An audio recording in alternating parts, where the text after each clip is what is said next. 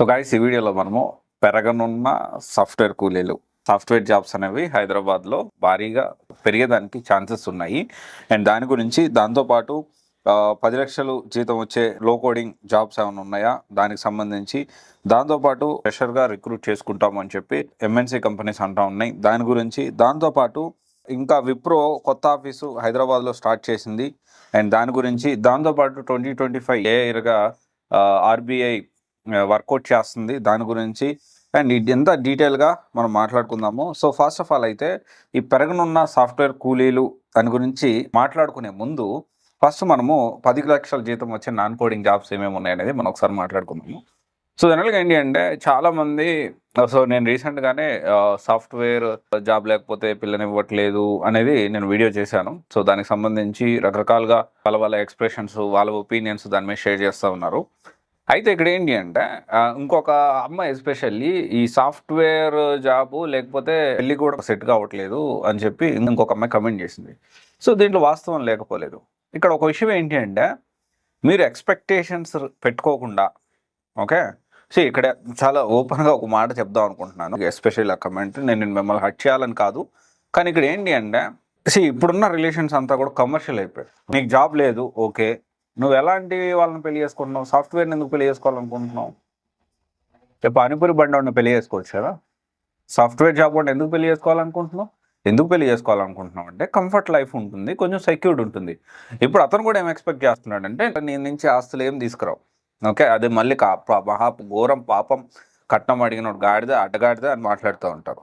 And నువ్వు వచ్చేటప్పుడు ఊపుకుంటూ వస్తూ విపరీతమైన ఎక్స్పెక్టేషన్స్ ఉంటాయి. అండ్ ఇప్పుడున్న జనరేషన్ చాలా వరకు ఇంట్లో పనులు చేయరు. అట్లీస్ట్ సరే ఇదంతా వదిలేసి నువ్వు జాబు నేను ఒక జాబ్ చేసుకుందాము, మన కంఫర్టబుల్ లైఫ్ ఉంటుంది కదా అంటే ఈ అమ్మాయిలు ఎవరైతే ఎక్స్పెక్టేషన్స్తో సాఫ్ట్వేర్ అయి ఉండాలి, మళ్ళీ ఆస్తులు కూడా ఉండాలి.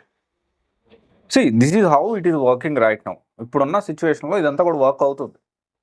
అండ్ అయితే ఇదంతా కూడా మనం అర్థం చేసుకోవాల్సి వస్తుంది. వాళ్ళ ఎక్స్పెక్టేషన్ వాళ్ళకు ఉండడం తప్పేం లేదు కదా. సాఫ్ట్వేర్ జాబ్ని పెళ్లి చేసుకోవాలి, సాఫ్ట్వేర్ జాబ్ ఉన్నోడనే పెళ్లి చేసుకోవాలి, ఇప్పుడు ఇంకో కొత్తగా 20 లక్షల ప్యాకేజ్ ఉన్నోడనే పెళ్లి చేసుకోవాలని డిమాండ్ మీకున్నప్పుడు, అరే నేను ₹1 సంపాదిస్తున్నా, నువ్వు కూడా ₹1 సంపాదించుకుంటే ₹1 తప్పే ఉంది. డాక్టర్ పెళ్లి చేసుకోవట్లేదా? So this is how it works, అర్థం చేసుకోవాలి.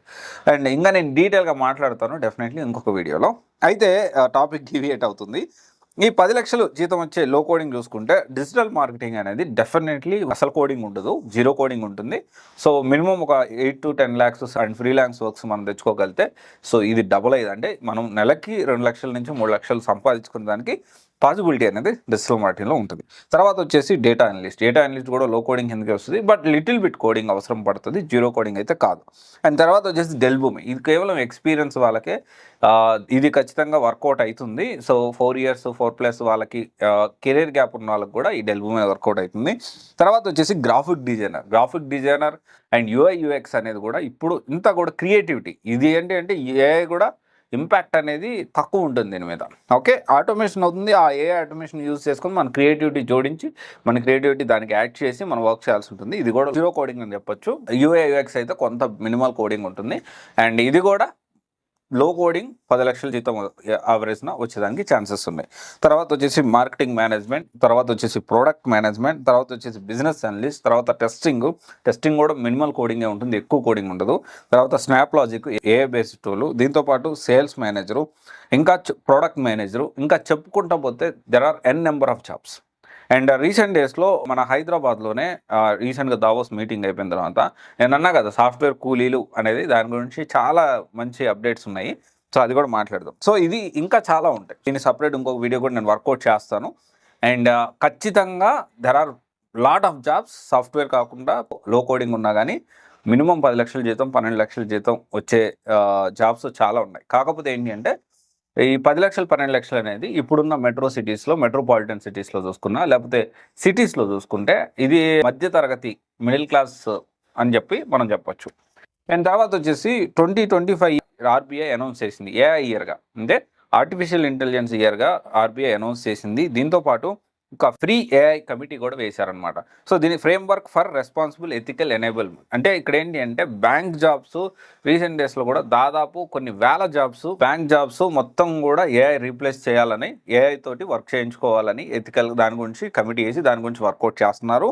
అండ్ ఏఐసిటిఈ అని all India council for technical education అని ఇది కూడా ఏం చేస్తున్నారంటే ఇప్పుడున్న కాలేజెస్లో అంతా కూడా ఏఐని ఇంప్లిమెంట్ చేయాలి, ఏఐని తీసుకురావాలి అని ఒక కమిటీ వేశారు. దాదాపు దీనివల్ల 14,000 ఇన్స్టిట్యూషన్స్, దాదాపు 40 బిలియన్ మంది కూడా ఇక్కడ లాభపడతా ఉన్నారు ఇండియన్స్. అంటే మన నెక్స్ట్ జూనియర్స్తో ఇప్పుడు అందరూ కూడా అర్థం చేసుకోవాల్సిన విషయం ఏంటి అంటే అప్కమింగ్ జనరేషన్తో, పిల్లలంతా కూడా ఏఐ జనరేషన్తో మనము ఇప్పటి నుంచే ఒక ప్రిపేర్ అవ్వాల్సిన అవసరం ఉంది. ఫ్యూచర్లో మనము పోటీ పడాల్సింది ఏఐ జనరేషన్తో మనం పోటీ పడాల్సి వస్తుంది.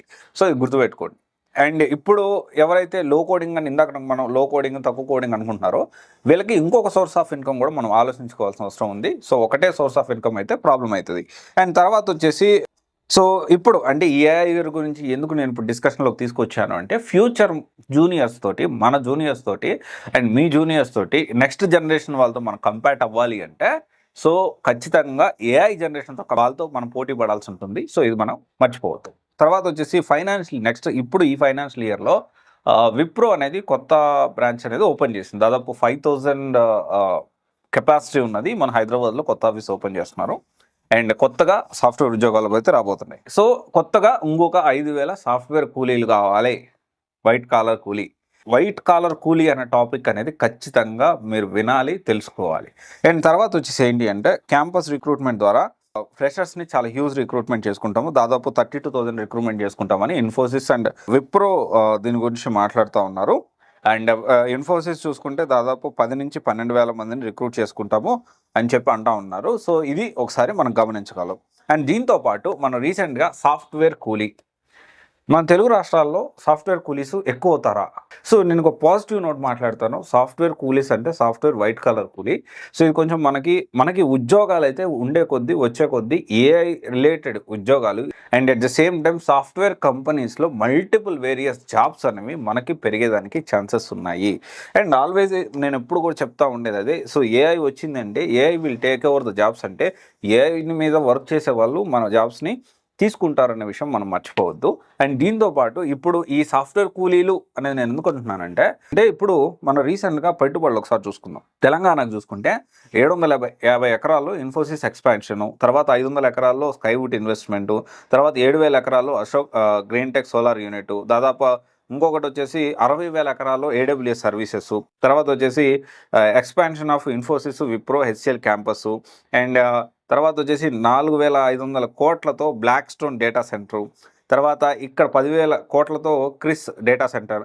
సో ఇదంతా కూడా రీసెంట్ డేస్లో మన తెలంగాణకు సంబంధించిన రేవంత్ రెడ్డి గారు వెళ్ళిన తర్వాత అక్కడి నుంచి వస్తున్న కమింగ్ డేస్లో ఎక్స్పాన్షన్ అవ్వబోతున్న కంపెనీస్. ఇక్కడ మనం అందరం అర్థం చేసుకోవాల్సిన విషయం ఏంటి అంటే కంపెనీస్ ఇక్కడ ఇండియాలో నేను ఐఎమ్ నాట్ టాకింగ్ పొలిటికల్గా నేను మాట్లాడట్లేదు. ఇక్కడ ఇండియాలో కమింగ్ డేస్లో మ్యాక్సిమం పీపుల్ సాఫ్ట్వేర్కే వర్క్ చేయబోతూ ఉన్నారు. అయితే వీళ్ళందరూ కూడా సాఫ్ట్వేర్ కూలీలాగా వర్క్ చేయాల్సిన అవసరం, అంటే అలాంటి సిచ్యువేషన్స్ ఏర్పడుతున్నాయి. ఇక్కడ ఒక పాజిటివ్ నోట్ ఏంటి అంటే సాఫ్ట్వేర్ ఉద్యోగాలు అనేవి చాలా పెరుగుతాయి. ఈవెన్ ఆంధ్రాలో కూడా కాగ్నిజెంట్ అనేది ఆంధ్రాలో పెడుతున్నారు. అండ్ రీసెంట్ డేస్లో దానికి సంబంధించి హైదరాబాద్లో కాకుండా ఆంధ్రాలో పెడుతున్నారు. సో ఇక్కడ సాఫ్ట్వేర్ ఉద్యోగాలు తెలుగు రాష్ట్రాల్లో అండ్ ఇండియాలో చాలా పెరుగుతాయి. కానీ సాఫ్ట్వేర్ కూలీలు అంటే మనం వర్కర్స్ పెరిగిపోతూ ఉంటాం. చాలామంది సాధ్యమైనంత వరకు ఇనిషియల్ డేస్లో సాఫ్ట్వేర్ జాబ్తో మొదలైనప్పటికీ తర్వాత ట్రై చేయండి. అట్లీస్ట్ మీరు ట్రై చేసి ఏదైనా కంపెనీస్ ఎస్టాబ్లిష్ చేయడము, మీరే కొంతమందికి ఆపర్చునిటీ క్రియేట్ చేయడం. చాలామంది వరకు మాట్లాడతారు కానీ జాబ్ అనేది చాలామందికి బద్ధకం. వాళ్ళ దగ్గర టాలెంట్ ఉన్నా, వాళ్ళ దగ్గర కష్టపడే తెలివి ఉన్నా, కష్టపడే తత్వం ఉన్నా ఏంటి అంటే ఎందుకులే రిస్క్, ఏదో ఒక జాబు, ఒక 10,000 ఉద్యోగం చేసుకుంటున్నాను, ఒక 20,000 ఉద్యోగం చేసుకుంటున్నా, లేదా ఒక ₹1,00,000 నెలకు సంపాదించుకుంటున్నా, నా జీతం నాకు వచ్చేస్తా ఉందంటే ఎవరు రిస్క్ తీసుకుంటారు? ఎవరో ఒక రిస్క్ తీసుకుంటేనే కదా మీ జనరేషన్ మారేది.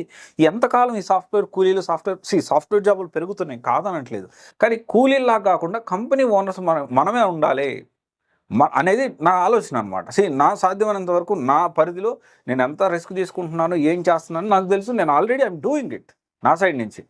నేను ఆల్రెడీ ఒక కంపెనీ ఎస్టాబ్లిష్ చేశాను. ఇంకో కంపెనీలో ఇన్వెస్ట్మెంట్ చేస్తున్నాను. ఇంకో కంపెనీలో ప్లాన్ చేసుకుంటున్నాను. నేను నా గురించి నేను వర్క్ చేసుకుంటున్నా, కొంత ఎంప్లాయ్మెంట్ క్రియేట్ చేయగలిగా.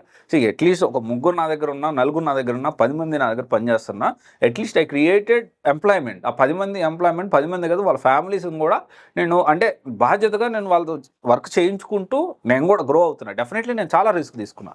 ఇక్కడ సాఫ్ట్వేర్ కూలీలు పెరిగిపోతున్నారు. ఇది కొంచెం సర్కాస్టిక్ వేలో మీకు అర్థం అవ్వాలని చెప్తున్నాను. సాఫ్ట్వేర్ జాబ్స్ పెరుగుతున్నాయి. యాక్చువల్లీ సాఫ్ట్వేర్ జాబ్స్ చాలా హ్యూజ్గా పెరిగేదానికి ఛాన్సెస్ ఉన్నాయి. And thank you. This is Raj signing off.